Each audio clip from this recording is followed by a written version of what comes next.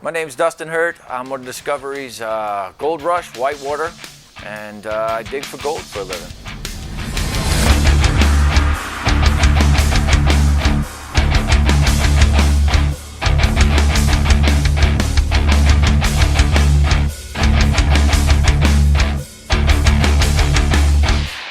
I was a construction worker till I was 24 years in New Orleans, and then I moved out, and yeah, things changed for me. I spent a big stint in California. I did 9 years in California, just on the east side of California, and I became a wildland firefighter, and I thought that was just the best job a human being could ever have. It kept me in shape, and it was exciting. A lot of hard work though. So I took a lot of my construction work ethic and I put it into wildland firefighting in California, and I absolutely loved it. I got rotated out on the fire crew, and strangely enough, my father offered me a position up in Alaska digging for gold at some point. And it seemed like a weird thing to do, but I could run a machine. So I was gonna go dig for gold with my father. Fred, he invited me up just to run a loader, which if anyone has ever seen Gold Rush in the beginning, that's not what happened. Well, when I was working with Fred, it was more or less, everything was breaking everywhere. And then it got into this severely dangerous situations.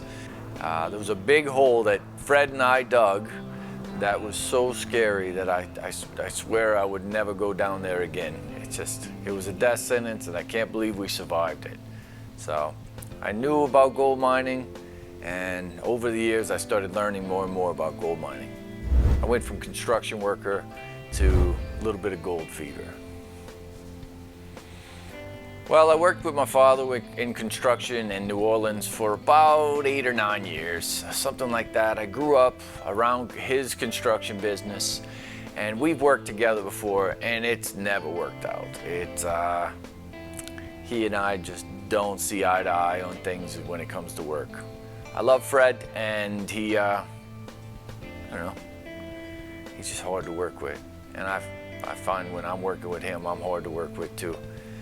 But we reconnected after, I don't know, 10, 15 years, and we started gold mining together. It went just as I expected, awful. He and I didn't get along very well when it came to work. Begrudgingly, my father and I, we continued gold mining, and we worked together because I think at that point in time, we were the only people that could work with each other because we were pretty ornery about it. Then it evolved. I no longer wanted to use heavy machinery, and I wanted to do more physical work, I'll say. And I found dredging. I was introduced to dredging in the big hole that Fred and I dug. We put a dredge down there, and I loved it. And it did well. It was simple. It was inexpensive. It was something that I could afford. So I started dredging on my own, and I got a small crew of 2 guys and myself, and we just took off and started dredging on our own. We loved every second of it. It was frustrating, adventurous. It was everything you want in a job. I used to think that firefighting was the best job I'd ever have. I was wrong. Gold mining's better. In the year 2014 and 15, I had a small crew of 2 guys. We call them the Texans, and they followed me into the trenches of just crazy dredging. We didn't know how crazy it was at the time. We thought it was normal because it was our first dives, and come to find out, it's undoable, completely undoable. So it looked insane to some people.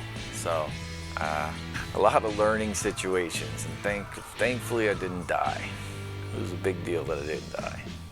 Some of the stuff I was doing was a little on the insane side.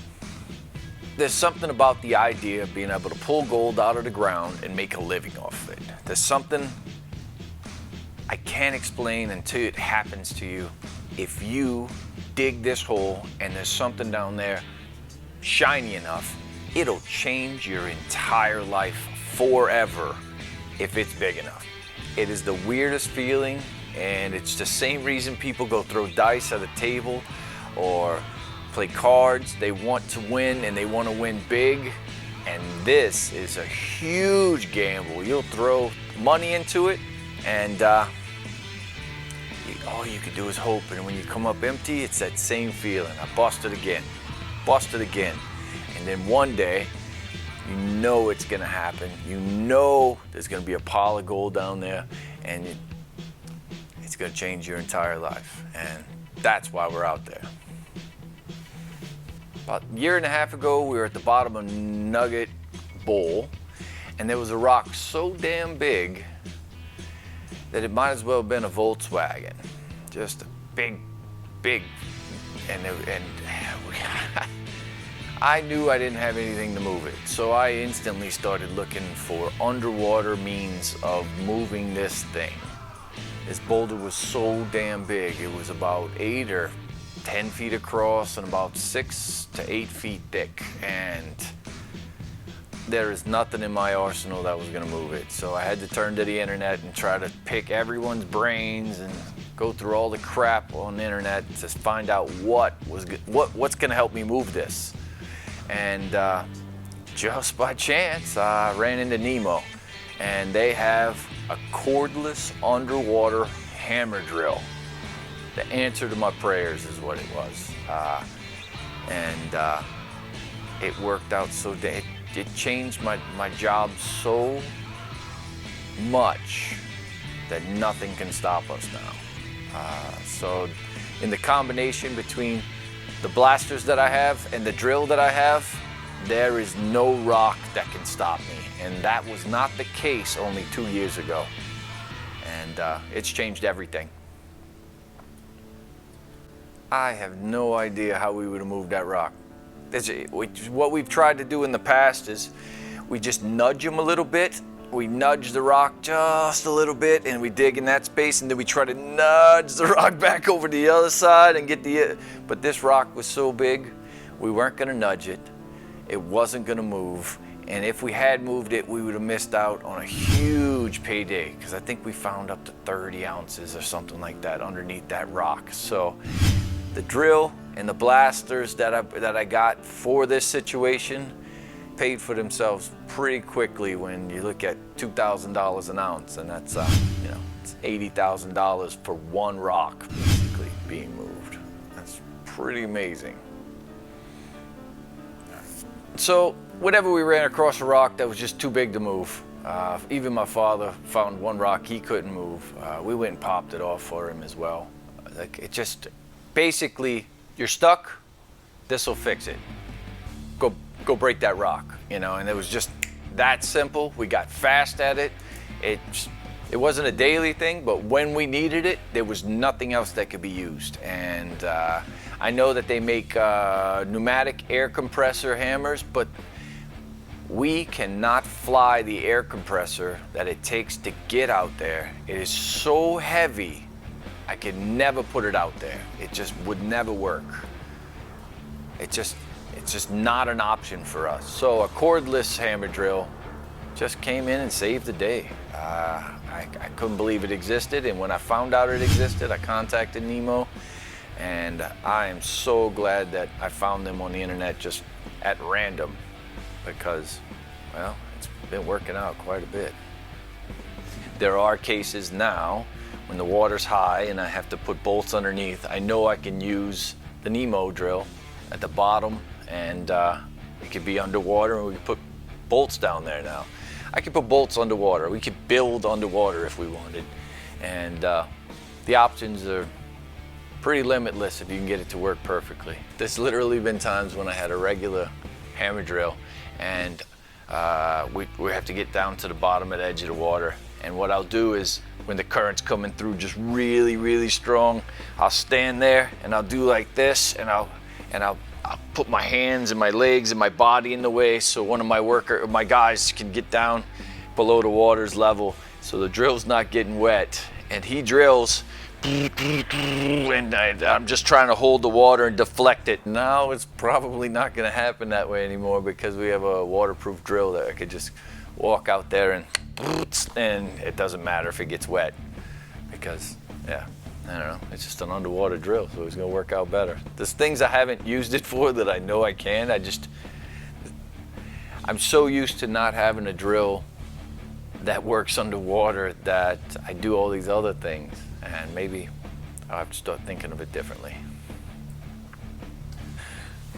I've got 1 mile of digging to do on all my claims in Alaska right now.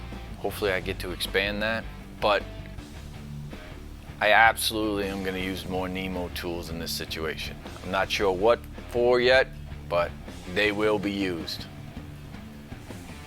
So there's 2 main reasons why we use the big lights, and Nemo makes a pretty good light. And one of the main reasons is it gets mudded out. And when you get mudded out down there, there's 0 visibility, and something happens to the brain when it's blacked out mud and you can't see anything at all. I mean, nothing.